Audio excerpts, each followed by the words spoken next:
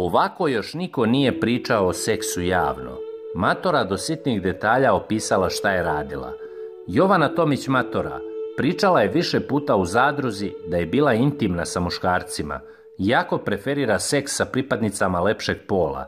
Kontraverzna zadrugarka sada je priznala da joj je posljednji seks koji je imala sa muškarcem bio oralni. Matora je otvorila dušu pred nekolicinom reality učesnika i otkrila da se to desilo ni manje ni više nego u Kolima, u njivama Železnika gde Tomićeva inače živi.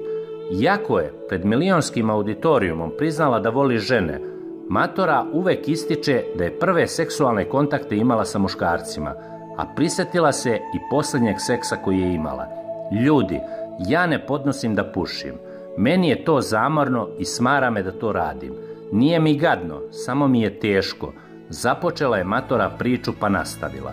Evo, sad kad se setim, ja sam zadnji put pušila pre godinu dana. Ante je bio u pitanju. Došao je do Železnika, a onda smo se kolima uvukli u njive blizu fudbalskog stadiona. Pušila sam mu, a on je meni lizao ribicu. Samo zato sam mu i pušila jer dobro liže, majke mi. Niko mi nije lizao kao on. Uživala sam tada, ali nisam to ponovila godinu dana sa muškarcem. Nemam želju, priznala je Jovana bez ustezanja i foliranja, baš kao što se od nje i očekuje. Jovana nikada nije krila da je u seksualnim igrarijama sa muškim osobama pravila haos, pa je bilo seksa i na plaži, po toaletima kao i u sauni.